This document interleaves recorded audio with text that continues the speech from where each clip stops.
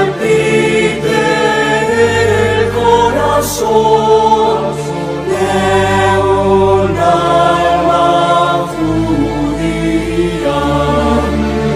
Rumbo al oriente dirigimos la mirada a Jerusalén. No estará perdida la esperanza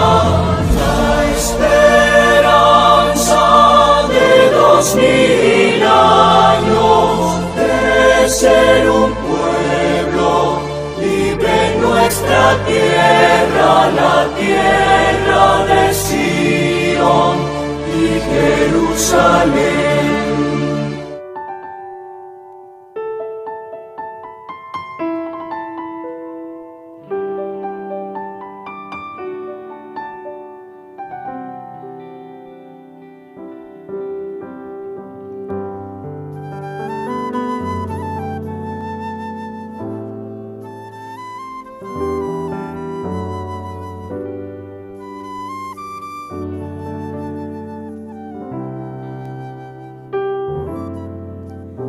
Has tomado en tus brazos y me has dado salvación. De tu amor es derramado en mi corazón. No sabré agradecerte lo que has hecho por mí. Solo puedo darte ahora mi canción. Yo te doy gracias, gracias Señor, gracias mi Señor Jesús.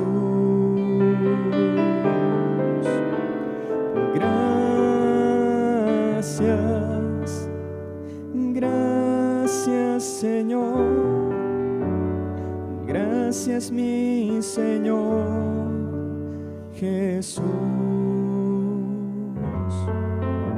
En la cruz diste tu vida, la entregaste toda ahí, vida eterna regalaste al morir. Por tu sangre tengo entrada ante el trono celestial.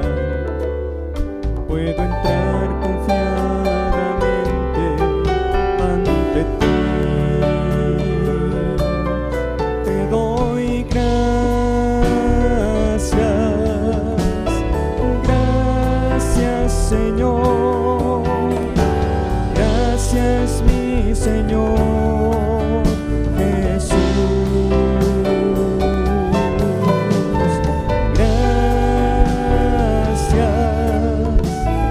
Gracias, Señor, gracias mi Señor Jesús.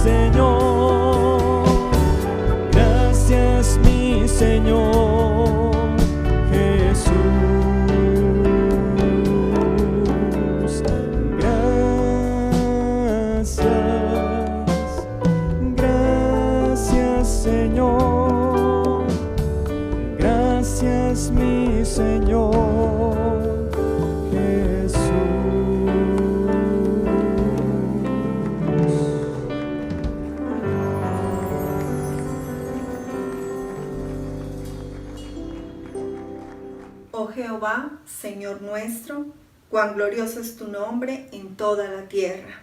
Has puesto tu gloria sobre los cielos, de la boca de los niños y de los que maman fundaste la fortaleza, a causa de tus enemigos, para hacer callar al enemigo y al vengativo.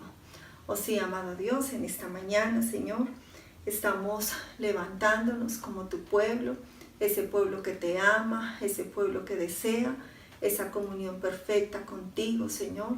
Y hoy te pedimos, bendito Dios, que seas tú manifestándote en medio de este culto con gran poder, con autoridad, que seas tú trayendo sobre nosotros de tu gloria, Señor. Hoy recibe nuestra alabanza, recibe nuestra exaltación, recibe toda la gloria de vida a tu nombre. Amén.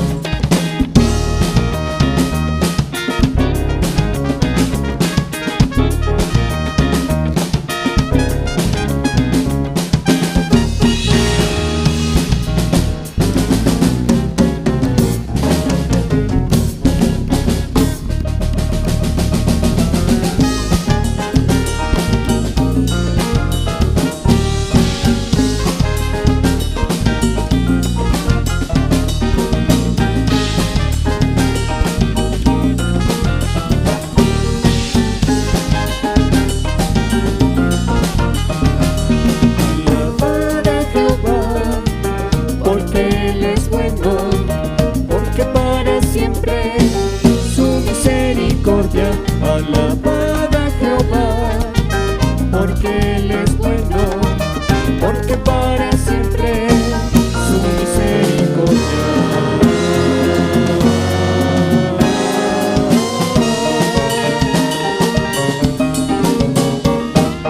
Clamaron a Jehová, los libró de aflicciones, porque para siempre su misericordia. Clamaron a Jehová, los libró de aflicciones, porque para siempre su misericordia.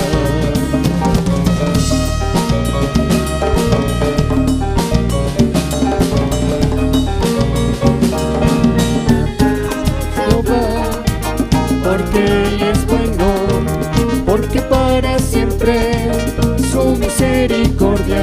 Alabad a Jehová, porque Él es bueno, porque para siempre su misericordia. Digan los redimidos del poder del enemigo.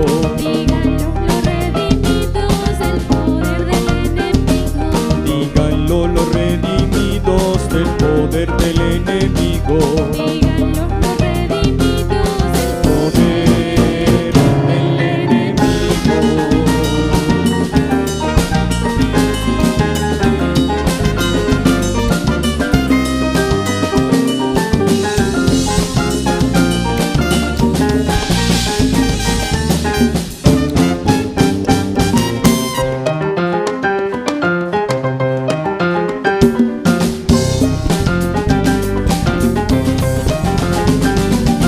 Llamaron a Jehová en su angustia y los libró.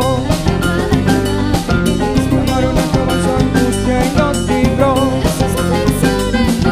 Llamaron a Jehová en su angustia y los libró. Llamaron a Jehová en su angustia y los libró. Llamaron a Jehová en su angustia y los libró. Llamaron a Jehová en su angustia y los libró. Llamaron a Jehová en su angustia y los libró. Llamaron a Jehová en su angustia y los libró. Los libró.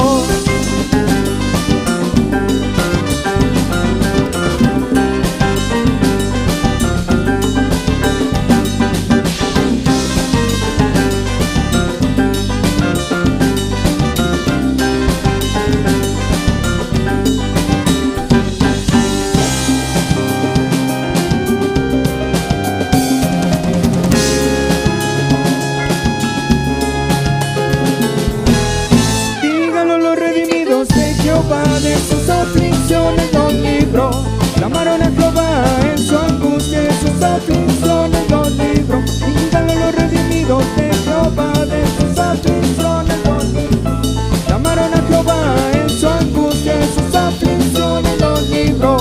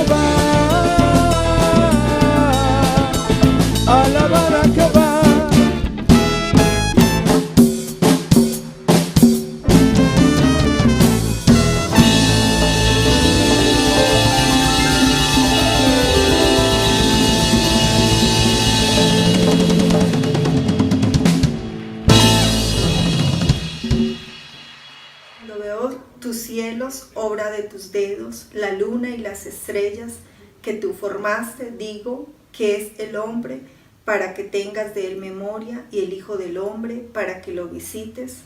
Le has hecho poco menor que los ángeles, y lo coronaste de gloria y de honra. Oh sí, amado Señor, hoy estamos reconociendo toda la gloria que hay en ti, Señor, y dándote gracias, porque aún, bendito Dios, tú has traído sobre nuestras vidas de tu honra, Señor. Por eso te damos hoy todo el loor y toda la exaltación. Declaramos que tú eres nuestro Señor, que tú eres nuestro Dios.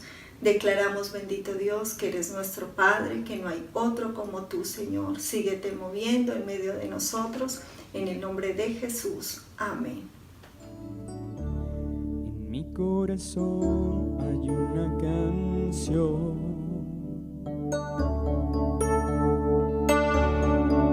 que demuestra mi pasión. En mi corazón hay una canción que demuestra mi pasión. Para mi Rey y mi Señor, para aquel que me amó.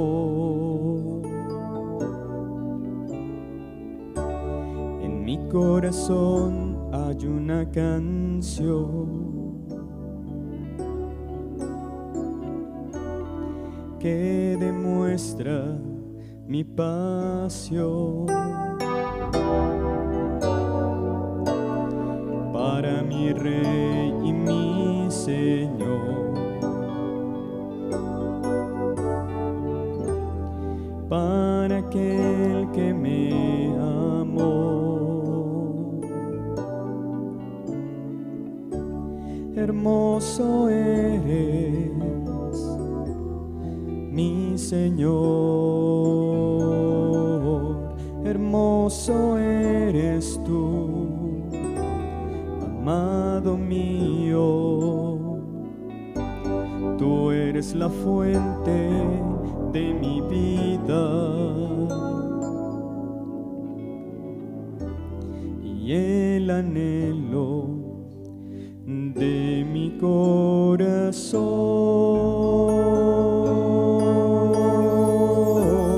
Hermoso eres, mi Señor,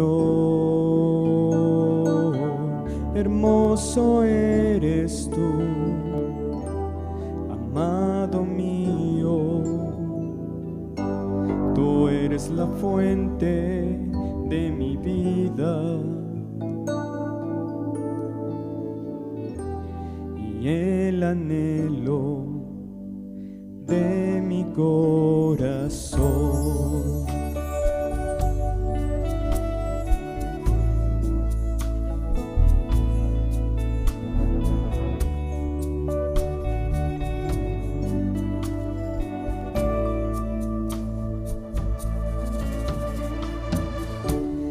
En mi corazón hay una canción que demuestra mi pasión. En mi corazón hay una canción que demuestra mi pasión.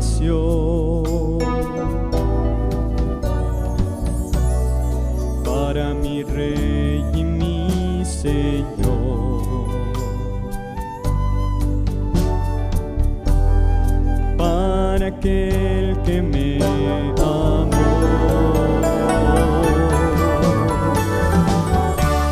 Hermoso eres, mi Señor, hermoso eres tú, amado mío. Tú eres la fuente de mi vida y el anhelo de mi corazón.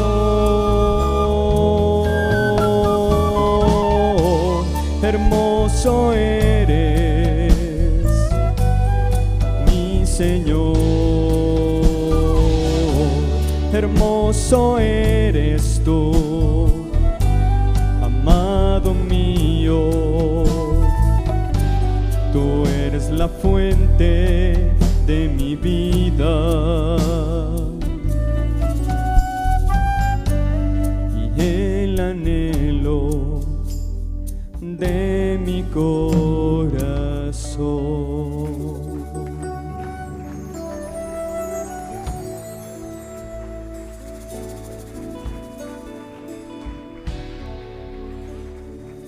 Alabaré a Jehová conforme a su justicia, cantaré al nombre de Jehová el Altísimo.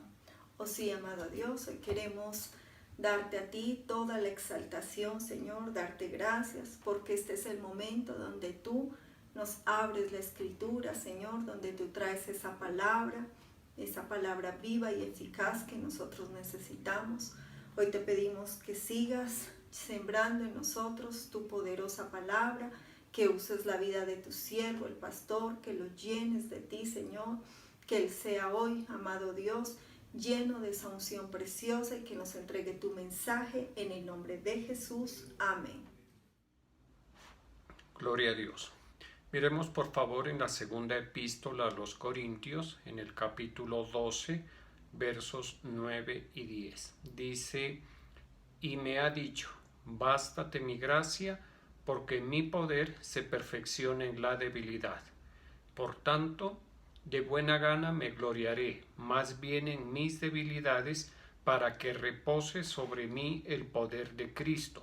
Por lo cual, por amor a Cristo, me gozo en las debilidades, en afrentas, en necesidades, en persecuciones, en angustias, porque cuando soy débil, entonces soy fuerte.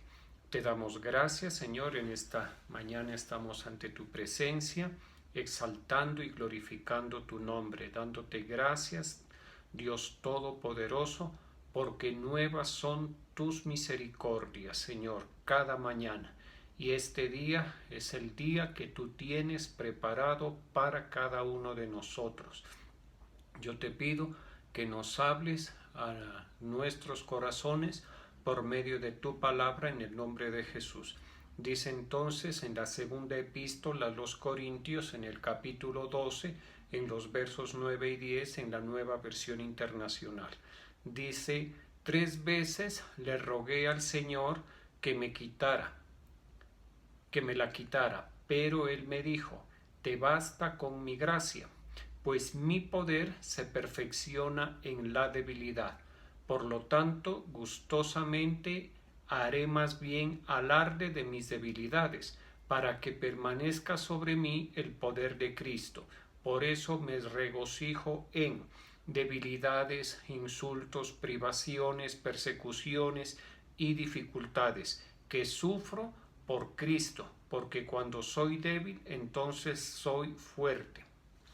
Bueno, en este pasaje de la segunda epístola a los Corintios, el apóstol Pablo, primeramente en los versos anteriores, les habla acerca de unas sublimes revelaciones que él tuvo en la presencia del Señor. Recordemos que Pablo tuvo ese privilegio, esa exclusividad de ir hasta el tercer cielo, hasta la presencia misma de Dios nuestro Señor, y allí vio y oyó cosas extraordinarias, tan así que no hay palabras humanas para poderlas expresar o forma humana de representarlas. Por eso él dice que son cosas inefables las que él oyó. Sí, eso pues les decía es un privilegio. Aquí lo dice en el verso 7 del mismo capítulo 12 de la segunda a los Corintios, dice: para evitar que me volviera presumido por estas sublimes revelaciones, una espina me fue clavada en el cuerpo, es decir, un mensajero de Satanás para que me atormentara. Como les decía, Pablo tuvo ese privilegio único, ese privilegio exclusivo en los apóstoles del primer siglo, y no solamente la revelación que él tuvo cuando fue llevado al tercer cielo, sino también la revelación del Evangelio de Jesucristo que él recibió. Recordemos que Pablo, cuando recibió la revelación del Evangelio, fue el mismo Señor Jesucristo, hagamos de cuenta, que vació sobre Pablo todo el contenido, la riqueza, la estructura, la doctrina del Evangelio de nuestro Señor Jesucristo. Él no lo recibió a través de ningún hombre, sino que fue el Señor Jesucristo mismo quien se le presentó, y en un momento, en un abrir y cerrar de ojos, podríamos decirlo, el Evangelio de nuestro Señor Jesucristo fue revelado a la vida de Pablo.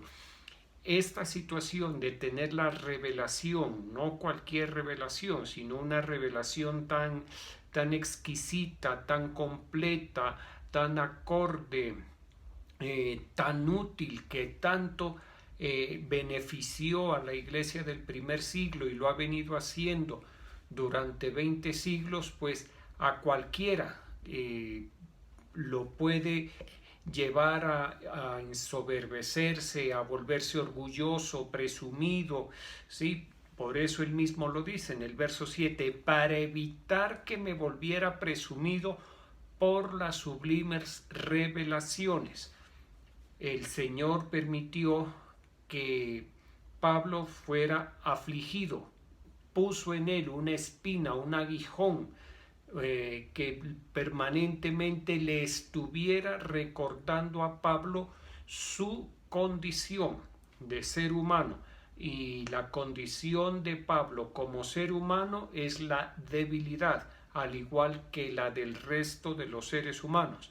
Entonces Pablo entendió eso, que por causa de las sublimes revelaciones, para que su alma no se exaltara desmedidamente, para que no se volviera presumido, y presumido quiere decir creído, fatuo, petulante, engreído, hinchado, presuntuoso, vanidoso, jactancioso. Así es una persona presumida, tiene todas esas actitudes, esos rasgos en su personalidad y también esos comportamientos que a la postre hacen daño en la iglesia. Recordemos que el trabajo de un siervo de Dios, ¿sí? Como Pablo, como Pedro, como Juan, como Felipe, por ejemplo, como todos los siervos de Dios que han existido a través de la historia de la iglesia y que en este momento estamos sirviendo al Señor, nuestro trabajo es con personas, nuestro trabajo es con los discípulos de nuestro Señor Jesucristo. Los discípulos no son nuestros, los discípulos son del Señor Jesucristo, así como es la iglesia. Entonces, cuando el orgullo, la fatuidad, la petulancia vienen o asoman o aparecen en la vida de un siervo de Dios, esa vanidad, esa petulancia, esa fatuidad, ese orgullo van a producir daño en los discípulos de nuestro Señor Jesucristo. Y el Señor Jesucristo, pues Él cuida y sustenta la iglesia. Por eso es que a Pablo el Señor, obrando por amor a la iglesia del primer siglo, así como por una parte le dio unas sublimes revelaciones y profundas revelaciones al apóstol Pablo, también le puso un aguijón en su carne, como lo dice el mismo Pablo, un mensajero de Satanás que lo esté abofeteando, que le esté recordando, así como cuando a una persona está inconsciente y la golpean para que reaccione, le dan una bofetada para que reaccione, o así como cuando una persona está en un momento de ira, está en un momento de ¿qué le digo?, de mucha insensatez, o dice cosas muy insensatas, dice infamias en ocasiones, para que reaccionen, para que vuelvan en sus cabales, se les da una bofetada. Por eso lo usan más las mujeres, y pues está bien porque pues a veces es la única forma que se tiene de acallar y de llevar por lo menos al buen juicio, o a que la persona reaccione. Eso lo tenía Pablo en su cuerpo. ¿A través de qué o en qué consistía? En una enfermedad, en un padecimiento físico que al parecer lo hacía sufrir y lo humillaba. Sí, un padecimiento, entendemos, no que aparecía por ahí de vez en cuando. Por ejemplo, una lumbalgia que le aparezca a uno cada 6, 8 meses, una cefalea, una migraña que aparezca 3 o 4 veces al año.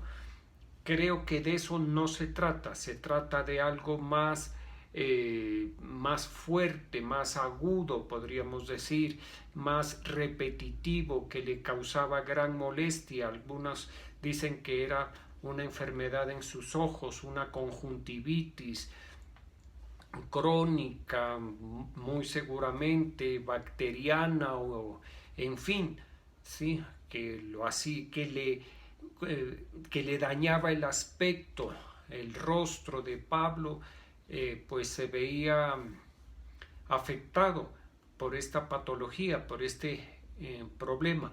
Y mire, él dice que en 3 ocasiones le pidió, y muy bien, y nosotros debemos aprender cuando tengamos aflicciones, enfermedades, pues uno tiene que pedirle al Señor la sanidad, y así lo hizo Pablo en 3 ocasiones, pero el Señor le contestó que era necesario.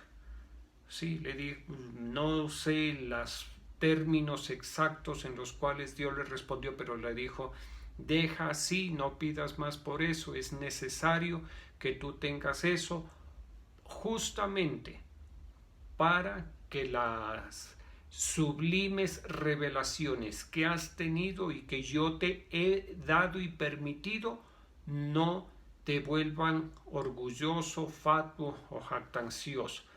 ¿Sí? Y tranquilo, eso es bueno porque eso te hace sentir débil. ¿Listo? Y en la vida nuestra, de los siervos y de los creyentes en general, hay circunstancias así que nos humillan, que nos, utilicemos una palabra, que nos aterrizan, porque en muchas ocasiones la bendición de Dios, la misericordia, la gracia de Dios es tan grande para con nosotros que es como que si nos eleváramos. ¿Listo? Por ejemplo, Pablo era un hombre muy capaz, de un gran entendimiento, de gran inteligencia, un hombre con una disposición al trabajo, con un estoicismo tremendo. Él no le importaba sacrificarse a sí mismo por hacer la obra de nuestro Señor Jesucristo. No tenía falta de recursos económicos, en fin, tenía muchas situaciones privilegiadas, era de gran capacidad para desenvolverse como apóstol, y eso pues, y aparte de eso, tenía una fe grandísima. O sea, Pablo en esos aspectos estaba muy bien, estaba sobrado, ¿listo? Pero no es esa situación de capacidad, de riqueza, de revelación, de fortaleza, no está acorde del siervo de Dios, porque el siervo de Dios, entre las características que el Señor le reveló al mismo apóstol Pablo que debe tener, es que sea sufrido. O sea, el siervo de Dios, si no es de una forma, es de otra, que padece alguna aflicción. Dios permite esas aflicciones, como las permitió en Pablo, las viene permitiendo en los siervos de Dios. ¿Por qué? Porque el siervo no puede ser mayor que su Señor. El Señor Jesucristo, lo sabemos muy bien, también sufrió, y sufrió muchísimo. Es el solo hecho de estar aquí, al Hijo de Dios, al Dios encarnado, estar en la tierra, ya eso era un sufrimiento. Para eso tuvo que despojarse, para eso tuvo que renunciar a su condición de Dios Hijo, a sus privilegios, a su gloria, a su exaltación, y tomar la forma de hombre, y estando en la forma de hombre,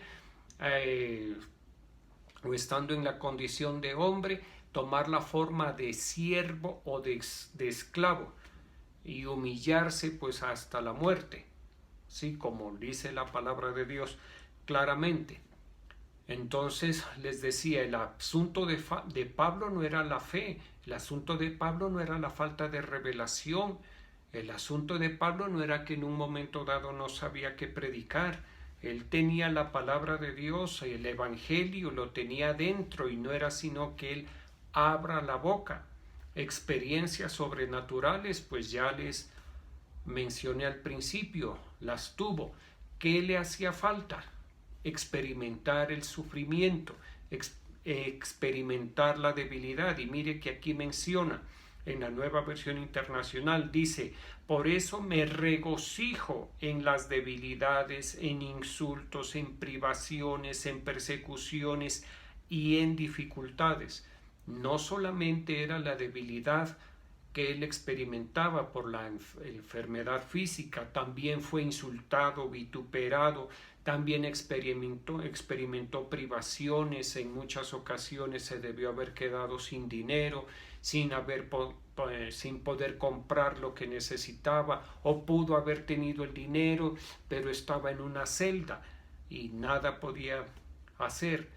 O experimentó persecuciones, dificultades. Entonces todo eso pues hacía que Pablo, a pesar de las sublimes revelaciones, se mantuviera pequeñito delante del Señor, se mantuviera humilde delante de Dios, que es bien importante mantenerse humilde a pesar de toda la bendición que Dios nos ha dado y nos quiere dar, o en un momento dado nos dé. Uno no puede perder la humildad.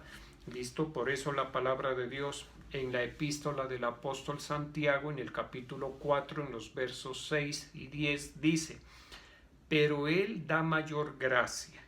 Por eso dice: Dios resiste a los soberbios y da gracia a los humildes. Y continúa: someteos pues a Dios, resistid al diablo y él huirá de vosotros. Acercaos a Dios y él se acercará a vosotros. Mire que dice que el Señor da mayor gracia. ¿A qué se refiere eso? Que el Señor nos da más gracia, más favor inmerecido de lo que en un momento dado nosotros podamos requerir o solicitar.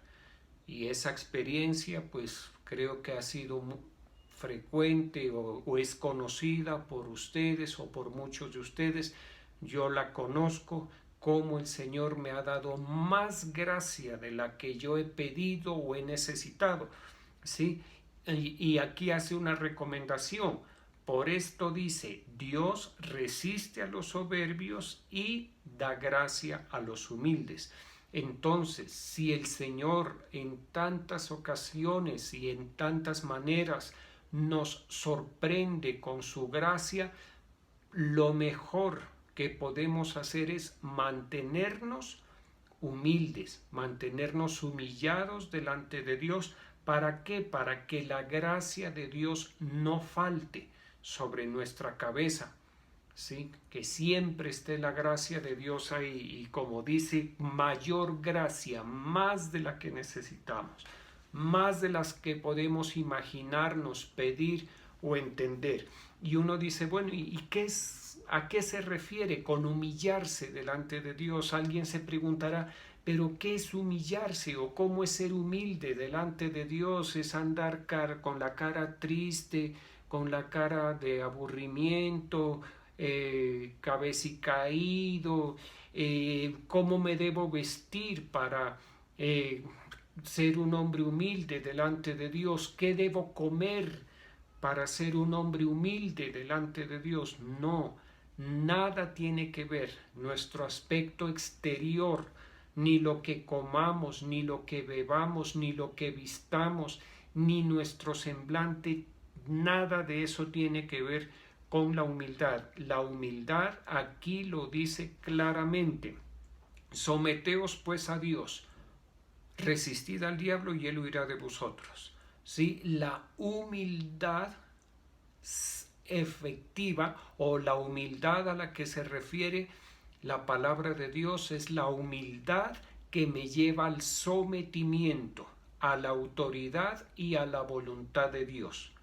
Eso es una persona humilde delante de Dios, es una persona que está sometida a la autoridad de Dios, a la autoridad de la palabra de Dios.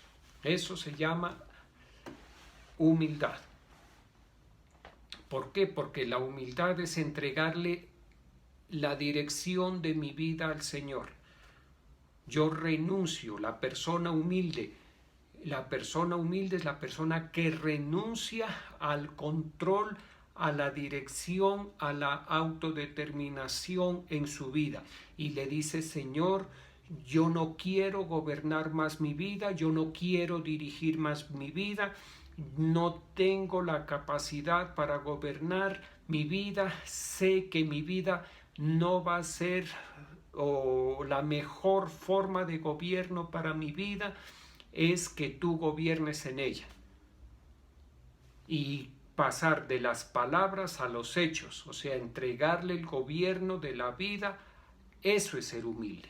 No es tener la cara de humilde, ni vestirse humildemente, ni tomar agua con pan, una comida humilde. Con eso nada tiene que ver. La humildad es que yo me baje del trono de mi vida y le ceda el puesto al Señor Jesucristo. Y que yo le diga, siéntate tú y gobierna mi vida. Siéntate tú y ejerce autoridad sobre mi vida. Y dicta. ¿Y a qué me refiero cuando digo dicta? Que el Señor dé órdenes, más bien ordena qué debo hacer, qué no debo hacer, cómo debo conducir mi vida. Eso es humildad. ¿Y por qué hay que recalcarlo tanto? Porque la palabra de Dios dice que al humilde le da mayor gracia. Pongámoslo de otra forma, que al que está sometido a la autoridad, Dios le da mayor gracia, mayor, más grande gracia. Mucho cuidado con eso. Por eso dice acá, dice, humillaos delante del Señor y Él os exaltará. La exaltación viene ¿por qué? Porque Él da mayor gracia al humilde. La exaltación ¿por qué viene? Porque Dios, al que le entrega el gobierno de su vida, a Dios le provoca darle abundante gracia. O sea, es que entregarle el gobierno de nuestra vida es lo mejor que nosotros podemos hacer. Lo más conveniente para nosotros es entregarle el gobierno de nuestra vida. Y para Dios que le entreguemos el gobierno de nuestra vida es causa de complacencia. El Señor se complace, el Señor se regocija con nosotros. ¿Por qué? Porque Él nota que estamos entendiendo, que hemos entendido la relación que Él nos plantea, que hemos entendido quién es Él y quiénes somos nosotros. ¿Listo? Eso es como en una cirugía. Hablando que en el campo de la medicina, yo recuerdo cuando estaba estudiando que a los quirófanos generalmente estaba el residente de cirugía, el que se estaba especializando, pero estaba también un profesor, estaba un estudiante de último año colaborando, pero el que dirigía la cirugía, por supuesto, era el profesor, era el cirujano, ¿sí? Y había momentos en donde el residente no podía, entonces intervenía el profesor, el maestro, ¿de acuerdo? Y en muchas ocasiones, recuerdo alguna vez en ginecobstetricia, en la rotación de ginecobstetricia, a una compañera le llegó una paciente bien complicada, con una hemorragia tremenda, y lo primero que hicimos fue llamar a la residente que estaba de turno, era una residente de segundo año, y la examinó y dijo, no, aquí no es nada, hagan esto, pónganle esto, otro. Y no, eso no es nada, eso no es quirúrgico. Total, se llamó al profesor, ¿sí? Y llegó el profesor, examinó y tomó las riendas del asunto. Y a esa mujer le salvó la vida el profesor. Después me enteré que estuvo en cuidado intensivo, le pusieron más de 20 bolsas de sangre, no de suero, sino de sangre, porque tenía un problema hemorrágico el tremendo, ¿sí? Y entonces uno se da cuenta la importancia del maestro, la importancia del perito. El profesor, recuerdo tanto quién era, de apellido Cifuentes, llegó, hizo el diagnóstico, pidió sala de quirófano, operó, organizó, le restauró la salud y la salvó prácticamente, y salvó a la criatura. ¿Listo? Por eso es que el Señor siente complacencia cuando nosotros le entregamos el gobierno de nuestra vida al Señor. Como en el ejemplo anterior, la estudiante, la residente de segundo año, perdónenme la palabra, lo digo porque nadie la conoce, ni yo me acuerdo del nombre, ni de la cara casi, chamboneó. Utilicemos una palabra un poquito fea. Empezó a chambonear ahí con la paciente. ¿Listo? Por fortuna alguien llamó al profesor y el profesor vino y organizó la situación. ¿Sí me estoy haciendo entender? Cuando nosotros no le entregamos el gobierno de nuestra vida al Señor, perdóneme la palabra, chamboneamos. Nos ponemos a chambonear, a hacer las cosas a nuestro criterio, con nuestra vista corta, con nuestros sentidos cortos, peor aún, en muchas ocasiones con los sentidos extraviados.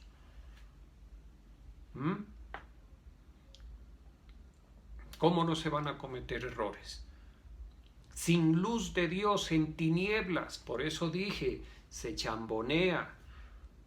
Todo lo contrario, cuando uno le entrega el gobierno de la vida al Señor, le dice, gobierna tú, toma las decisiones tú, ¿qué te parece esta iniciativa? ¿Qué te parece este sentir que tengo?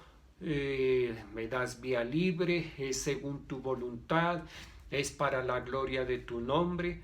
Y alguien dirá, ¿y cómo se hace eso? Pues para eso se tiene el líder o el pastor. Para eso hay una persona que vela por nuestras almas, que se llama el pastor.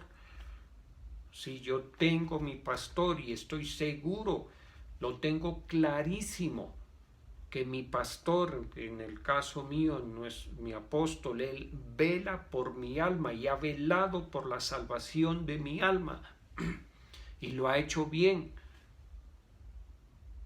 ¿Listo? Y aparte de eso tengo la palabra de Dios, y aparte de eso tengo el Espíritu Santo, y aparte de eso tengo las rodillas para postrarme delante de Dios, a hablarle, estar en intimidad con Él, preguntarle, pedirle perdón, pedirle que me quite. Mire, yo con mucha frecuencia le digo, Señor, quita todos esos cucarachas que a veces a uno se le meten en la cabeza, pensamientos necios. Sí, y el Señor obra y quita y ordena nuestros pensamientos y nos pone a pensar como debemos pensar y nos pone a actuar como debemos actuar. ¿Listo? Pero es necesario entregarle el gobierno de nuestra vida. La primera epístola del apóstol Pedro, en el capítulo 5, versos 5 y 6, dice, igualmente jóvenes, estad sujetos a los ancianos, y todos sumisos a unos a otros, revestíos de humildad, porque Dios resiste a los soberbios y da gracia a los humildes. Mire que tanto en el pasaje de esta epístola del apóstol Pedro como en la epístola del apóstol Santiago se vuelve a tocar ese pasaje que está en Proverbios capítulo 3, verso 34, en el que dice que Dios resiste, o sea, a los soberbios, a los jactanciosos, a los que no necesitan, a los que se sienten sobrados, el Señor los mantiene allá, lejitos, ¿sí? Dice, Dios resiste a los soberbios, pero a los humildes, ¿qué hace? Les da gracia. Y como vimos en la epístola del apóstol Santiago, dice mayor gracia. Por eso dice, humillaos pues bajo la poderosa mano de Dios, para que Él os exalte cuando fuere tiempo. Mire, cuando dice la poderosa mano de Dios, se refiere a la mano de poder por una parte y de autoridad. ¿Listo? Entendámoslo así. El Señor es poderoso y aparte de eso tiene la autoridad. Y uno no sabría hasta qué punto desligar la autoridad del poder, o el poder de la autoridad. Son dos cosas que van juntas. El Señor tiene el poder y el Señor tiene la autoridad. Nosotros los seres humanos, ¿qué tenemos? Ya le voy a decir, debilidades, no más. Débiles en todo, débiles. Las cosas no nos salen como queremos. ¿Cuántas veces, a cuántas personas no nos ha salido el tiro por la culata, como se dice? Así es. ¿Cuántas ocasiones se planea una cosa y los resultados son contrarios? ¿Por qué? Porque nosotros no tenemos ni el poder ni tenemos la autoridad. Entonces, para que no estemos ahí empantanados, enlodados, perdóneme nuevamente, chamboneando, es mejor que le entreguemos la autoridad de nuestra vida al Señor. Y Él sí nos va a dirigir muy bien. Mire lo que dice en el libro de Reyes, capítulo 12, segundo libro de Reyes, capítulo 12, verso 2. Dice, y Joás hizo lo recto ante los ojos de Jehová todo el tiempo que le dirigió el sacerdote Joiada. Joás era uno de los reyes de Judá. Y dice que subió al trono cuando tenía 7 años, siendo un niño, como decimos nosotros, apenas con uso de razón. Pero hizo lo recto. Mire lo curioso. Porque cuántas veces hemos visto que la necedad está ligada al corazón del muchacho. Cuántas veces hemos leído y hablado acerca del verso de Proverbios que dice, instruye al niño en su camino y aun cuando fuere viejo no se apartará de él. Mire que este Joás hizo un reinado muy bueno.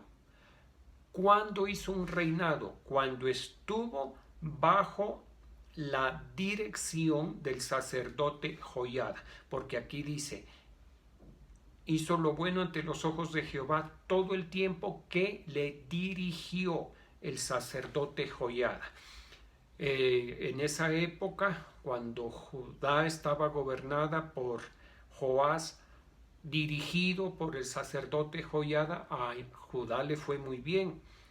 El culto se restableció, la dedicación a Dios, las ofrendas, los pactos, el servicio sacerdotal, la alabanza, la prosperidad de Judá, de Jerusalén, retoñaron. Le fue muy bien hasta que Joiada, el sacerdote, envejeció, murió a los 120 años. ¿Por qué traigo este pasaje? Porque nos permite entender que cuando le damos la dirección a Dios de nuestra vida, a nosotros nos va bien, para que entendamos que la humildad no es un aspecto en nuestra semblante, en nuestra figura, en nuestra vestimenta, en nuestro hablado. Nada tiene que ver la humildad con eso. La humildad no es otra cosa que es nuestro sometimiento a Dios, a su palabra, a los preceptos de Dios. Cuando nosotros nos sometemos a Dios, pues a nosotros nos va a ir bien, muy bien. Y aquí quiero tocar algo así, de forma sucinta. Es bueno que, pues cuando se dé o pidan mejor una consejería a los siervos, disculpen lo que les voy a decir, pues si pidieron la consejería, traten de hacer como se les da el consejo, porque para eso es el consejo. Ahora, si tienen dudas, si tienen que tomar una decisión, si ustedes gustan, si les parece bien, nosotros los pastores estamos dispuestos, la pastora Cristina, mi persona, aún a mis hijas ya les han consultado desde hace algún tiempo, les hacen sus preguntitas y ellas generalmente nos preguntan a nosotros. Háganlo, no se pierde nada, ¿sí? Ahora, mire, ha habido ocasiones en las cuales yo he tratado de intervenir con consejos que he visto en situaciones urgentes. He intervenido con el consejo y en muchas ocasiones lo han tenido en cuenta y les ha ido bien, gracias a Dios. Hay otras ocasiones en que pues de verdad les digo, me he cansado de decir y no escuchan, no reciben, no entienden, piensan que no es con ellos, aunque generalmente se lo he dicho a la persona directamente, pero no se ve. Caramba, es lástima, porque pues es importante someterse a Dios, es importante demostrarle con hechos de verdad que uno está dispuesto a acatar la voluntad de Dios. No le estoy diciendo sométase a la autoridad de un hombre, no, sométase, y la Biblia lo dice, no lo digo yo, someteos a Dios. Dentro del sometimiento a Dios está el tener un pastor, eso es relacionarse con los criterios de discipulado, con un pastor, contar con la oración del pastor, contar con el consejo, contar con la enseñanza que el pastor me puede dar, contar con el ejemplo, contar también en ocasiones con la amonestación, y por supuesto en el marco de reconocer que el pastor, igual que mi persona o el líder, es débil, pero tiene una delegación de autoridad, tiene una unción, una investidura de autoridad, y uno tiene que acogerlo. Ese ha sido el método de Dios desde hace 2000 años. ¿Yo cómo voy a pretender cambiarlo?